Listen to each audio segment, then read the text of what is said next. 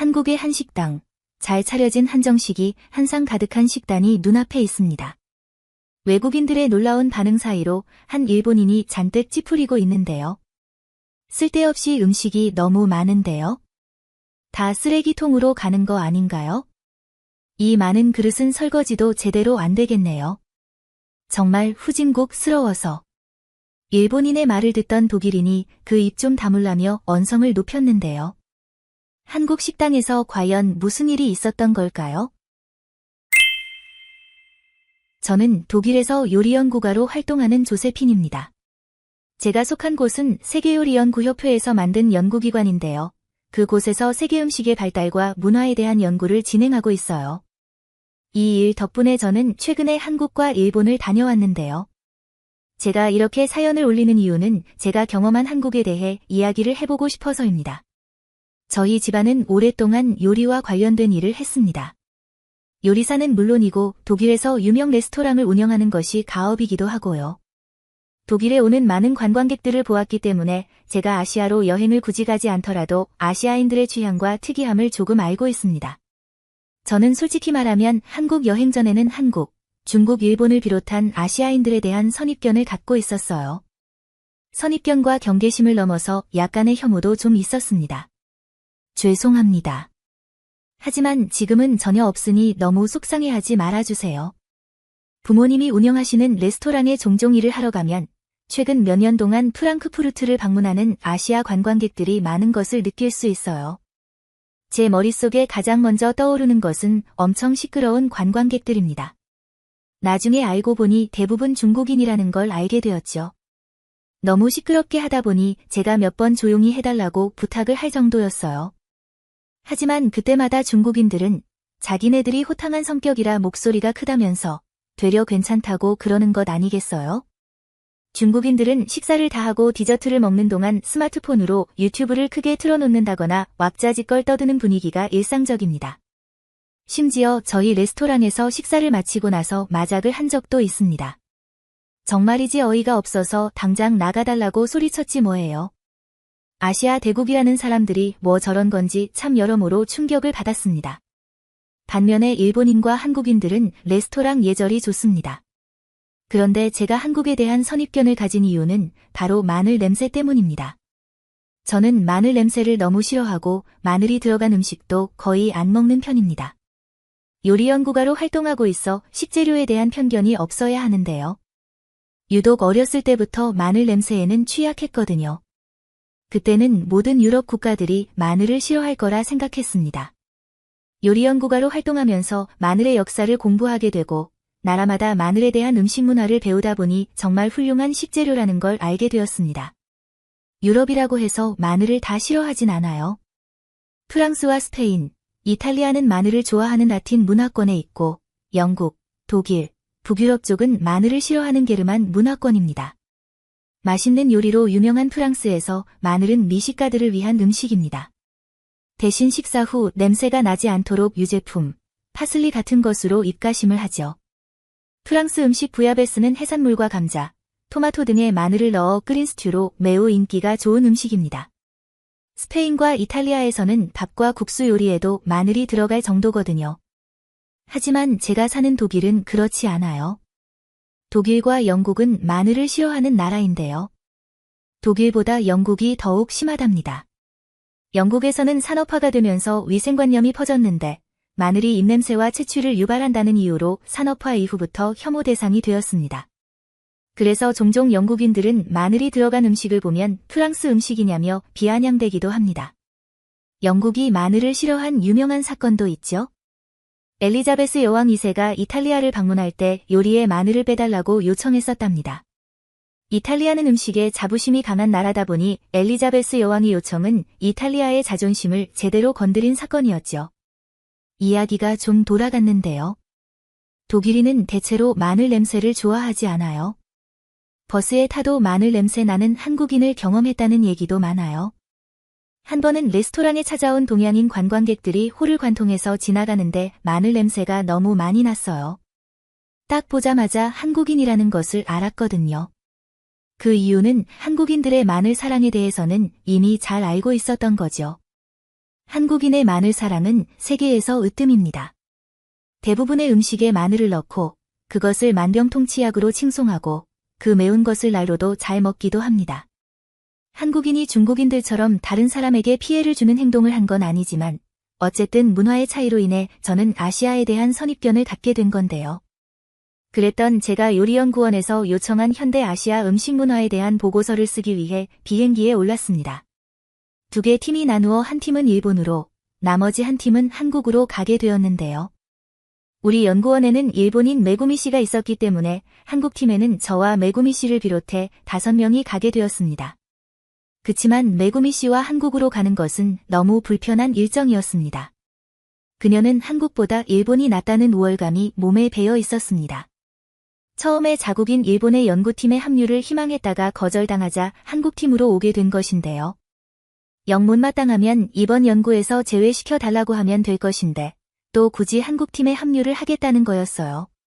그것까진 좋았는데 한국으로 오는 내내 한국에 대한 비판을 늘어놓았습니다. 특히 어쩌면 예민할 수 있는 식재료인 개고기까지 들먹거리면서 말입니다. 독일은 반려견의 천국으로 불릴 정도로 전체 가구에서 20% 이상이 개를 키웁니다. 프랑스도 자녀를 안 낳는 대신 반려동물을 키우는 것으로 유명하고요. 그래서 독일과 프랑스인에게 개고기 얘기를 꺼내는 건 정말 실례거든요. 메구미 씨는 개고기를 먹는 나라는 한국, 중국, 베트남 3개 나라라며 한국의 식문화는 미개하다며 계속 떠들어댔습니다. 특히 저한테 말입니다. 제가 마늘을 싫어하니까 한국까지 싫어하는 것처럼 여긴 건지 메구미 씨의 이야기가 듣기 거북했습니다. 요리 공부를 하다 보면 자연스레 나라마다 혐오스러운 재료들에 대해 알 수 있는데 그것은 문화로 받아들이는 거지 호불호를 해서는 안 되는 거거든요. 그건 요리 연구가의 기본 자세라고 할 수 있죠. 제가 마늘 냄새를 싫어해서 선입견이 있지만 한국인들이 마늘을 많이 먹는 것이 잘못되었다고 하지 않고 그들의 문화임을 인정하듯이 말입니다. 메구미 씨가 한국 너무 가기 싫다며 징징대는 모습을 보고 있자니 참 부끄럽더라고요. 소양이 안 되는 사람이 독일의 연구원으로 있다는 것이 참 그랬습니다. 그렇게 불편함으로 도착한 한국. 이래는 예정된 일정으로 현대 한국의 음식의 일상에 관해 경험을 시작해보기로 했는데요. 우리는 가장 한국다운 모습을 볼 수 있다는 인사동으로 갔고 한국인 가이드가 전통 한국 음식으로 나오는 한정식집을 예약해 놓았다고 해서 그곳으로 갔습니다.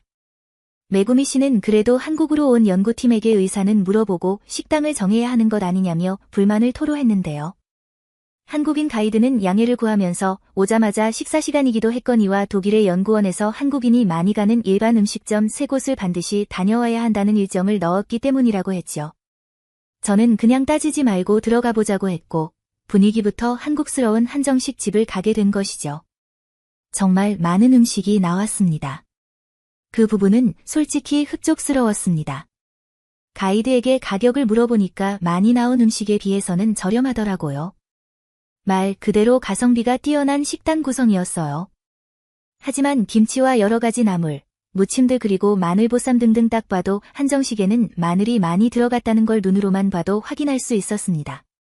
아 그리고 사진에만 보았던 마늘장아찌도 보였는데 순간 무섭기까지 했어요. 한국 가이드는 제일 먼저 입맛 도둑에 김치를 한쪽 먹으라고 하더라고요. 한국의 김치야 워낙 유명하다 보니 알고는 있었고 제가 먹어본 김치는 독일에서 만든 거라 마늘을 최소한으로 넣어 만든 것이었거든요. 저는 선입견을 버려가며 김치를 입에 대 보았습니다. 눈 질끈 감고 김치를 먹어보았는데요. 어라?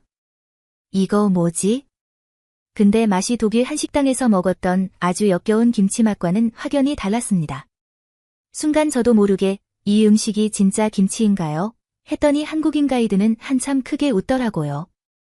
도대체 독일에서 어떤 김치를 먹었는지 모르지만 진짜 김치는 여기서 먹어본 그 맛이라고 했죠. 마늘향이 많이 났지만 정말 맛이 끝내줬습니다. 한 번, 2번 계속 집어 먹었는데 와 그 오묘한 맛을 어떻게 표현해야 할지. 적당히 잘 발효가 되니까 마늘 특유의 역한 향이 오히려 입맛을 돋우는 향으로 변하는 정말 마법 같은 맛이더라고요. 용기 내어 마늘 소스가 들어간 마늘 보쌈도 먹었는데 맛이 괜찮았습니다. 그리고 심지어 생마늘도 쌈장에 찍어 먹으니까 괜찮은 반찬이 되더라고요. 정말 마늘은 마법 같은 재료라는 걸 제가 직접 체험했습니다. 마늘 특유의 향은 너무 강했지만 고기의 잡내를 일절 없애주는 건 너무 좋았어요. 그리고 맵고 알싸한 맛이 다른 식재료와도 정말 잘 어울리더라고요. 의외의 만족감으로 행복해하고 있는 저에게 메구미 씨가 찬물을 끼얹었습니다. 연구원의 과제가 한국 음식 맛과 재료의 구성에 대한 평가를 하는 건데 메구미 씨는 뜬금없이 한국 식당들은 반찬이 너무 많다며 불만을 말하는 것이에요. 거기다 딱히 손이 갈 만한 반찬도 없고 다 쓰레기로 버려질 거라면서요. 반찬 가짓수보다 내실이 중요한데 한국처럼 많은 반찬은 음식만 낭비하고 가격만 올라간다며 진짜 후진국스러운 식단이라고 말도 안 되는 소리를 하는 거예요. 저는 메구미 씨에게 그런 감정적인 평가 말고 연구원다운 말 좀 해보라고 했더니 메구미 씨는 한국 식단은 영양적으로도 중복되는 게 너무 많고 특히 소금 섭취가 많아서 대장암 천국이라는 말까지 하더라고요. 저 많은 그릇들이 설거지는 제대로 되겠냐며 위생적으로도 최악이라는 평을 하더라고요. 근처에 앉아있는 한국인들이 우리 대화를 들을까봐 조마조마할 정도였어요. 한국인 가이드도 화가 난 얼굴이지만 프로답게 대응했어요. 사실이 아닌 부분에 대해 정확히 얘기를 해줬고 한정식은 세계적으로도 유명세를 탄 인기 메뉴라고 말해줬죠. 다음날 가이드가 우리를 데려간 곳은 한정식집과 비슷하지만 한층 서민적인 분위기의 가게였습니다. 그때 갑작스런 일이 생기는 바람에 가이드는 우리를 가게 앞에 데려다주고 식사 시간이 끝날 때 즈음 다시 오겠다고 하고 가버리다 보니 일행끼리 함께 가게를 들어가게 되었는데요. 5명의 무리를 보더니 가게 주인 할머니는 힐끔 우리를 쳐다보시더니 주방으로 쓱 들어가 음식을 주성주성 챙기시는 것 같았습니다. 우리는 메뉴판을 기다렸다가 직접 찾아봤지만 어딨는지 찾지 못해 어리둥절하고 있었는데 가게 할머니께서는 갑자기 음식을 이것저것 내오시는 거예요. 정체불명의 음식들을 식탁에 놓으시고는 다시 주방으로 가셨고 얼마 되지 않아 고등어구이와 돼지고기, 볶음 요리가 나오더니 곧 정말 수십 가지가 되는 다양한 요리가 나왔습니다. 어제의 한정식집과는 분위기가 사뭇 달랐지만 음식의 수는 충분히 많았죠. 일행은 주문조차 안 했는데도 음식이 나온 것을 보고 신기해했는데 갑자기 메구미 씨가 멈춰 하는 거였어요. 그러고는 번역기 앱을 열더니 할머니에게 우리는 이 메뉴를 주문하지 않았어요. 이렇게 많은 음식을 한꺼번에 파는 것은 부당해요. 라고 보여줬는데요. 할머니는 뭐라 말씀하셨지만 번역기 앱이 할머니의 말을 인식하지 못했고 우리는 어찌해야 하나 모르고 있는데 옆에 있던 한국인 남자분이 그냥 드세요 하며 영어로 말하는 거 아니겠어요? 메구미 씨는 한국인들의 사기를 친다며 절대 음식을 먹으면 안 된다고 했고 급기야 우리는 가이드에게 전화를 했습니다. 그러곤 놀라운 말을 들었는데요. 그곳은 메뉴가 따로 없는 정식을 파는 곳이라고 했습니다. 한국의 가정식인 반찬과 밥과 국을 매일매일 다르게 해서 파는 것이라 별도의 메뉴는 없다면서 그냥 먹어도 된다고 하는 것이었죠. 메구미 씨는 당치도 않다면서 할머니가 대체 우리에게 얼마나 뜯어먹으려고 하는지 아냐며 가이드에게 말했지만 가이드는 모든 책임은 자신이 질 테니 편안히 많이 먹으라고만 말하는 것이었죠. 허기가 지기도 했고 메구미 씨 반응은 매번 저를 짜증나게 만들어서 그냥 식사를 하기 시작했더니 저를 보던 일행들도 식사를 시작했어요. 이곳에서 먹는 한식 맛 역시 전날의 한정식처럼 맛이 좋았습니다. 고소한 참기름과 야채의 조화는 먹기만 해도 건강한 느낌이었고 요리를 연구하면서 세계의 다양한 음식을 경험했음에도 새로운 반찬을 맛볼 수 있었습니다. 반찬 그릇이 비면 할머니는 말없이 빈 그릇을 가지고 가시더니 다시 처음처럼 반찬을 담아 오시까지 했죠. 심지어 비싸 보이는 고등어 요리도 한 번 더 갖다 주셨습니다. 우리는 당연히 추가금을 생각하고 있었고 메구미 씨는 추가 반찬으로 우리를 뽑아 먹을 생각이라고 했죠. 이윽고 가이드가 왔고 계산을 했는데요. 우리는 눈을 의심할 정도였습니다. 한 명당 식대가 7,000원이라는 것 아니겠어요? 이건 도저히 믿을 수가 없었습니다. 어제 한정식집과 분위기에만 차이가 있지 충분히 많고 다양한 음식을 먹을 수 있었음에도 말도 안 되는 가격으로 팔고 있는 것이었어요. 우리는 추가 반찬에 대한 것을 빠뜨린 것 같다며 가이드에게 말했지만 황당해하는 우리 얼굴을 보며 가이드는 한국의 식당은 웬만하면 반찬들이 추가 제공된다고 했어요. 음식을 제공하는 주인은 식당을 찾은 손님들은 배가 고파서 식당에 올 테니 돈도 돈이지만 식당을 이용해주는 데 대한 감사함으로 식당을 찾은 손님이 허기진 배를 잘 채웠으면 그리고 음식을 맛있게 먹었으면 하는 따뜻한 마음이 있었던 겁니다. 어쩌면 손해 날지도 모르는데도 가격의 적정선을 유지하면서 최상의 음식을 제공하는 호이의 요리 연구가로 정말 감동받았습니다. 이후 한국의 마지막 일정을 소화하고 다시 독일로 왔는데요. 놀랍게도 한국에서 너무 자연스럽게 마늘이 들어간 음식과 친해져서인지 마늘 냄새에 대한 거부감이 싹 사라져버렸습니다. 그리고 부모님이 하시는 레스토랑에서 한 달에 한 번 한국인 셰프를 통해 전통 한국 요리를 선보이기 시작하면서 이곳 프랑크푸르트에서 저희 레스토랑이 점점 유명세를 타기 시작했습니다. 손님들은 퓨전이 아닌 전통 요리를 보여줌으로써 한국으로 가지 않아도 진짜 한국 음식을 알게 되었다며 만족해 하셨죠. 반찬 가짓수가 많은 것을 보고 멀리서도 일부러 한 달에 한 번 레스토랑을 찾아오는 현지인들과 한국인들로 그날은 너무 바빴습니다. 이 모든 게 한국인의 아이디어를 가져왔을 뿐인데 너무 과분하게도 사랑을 받으니 더 신선하고 새로운 한국 반찬을 선보이고 싶더라고요. 한국에서 보여준 가게 주인의 마음을 저절로 배우게 되었습니다. 언제 또 기회가 된다면 한국으로 가서 간식 문화도 경험해보려 합니다. 한국에서 더 많은 것을 배워 독일에서 가장 한국다운 음식을 파는 것이 우리 레스토랑의 꿈이 되어버렸습니다. 긴 이야기 들어주셔서 감사합니다. 돋보기를 끝까지 시청해주셔서 진심으로 감사드리며 여러분들의 구독과 좋아요, 알림 설정은 영상 제작에 큰 힘이 됩니다.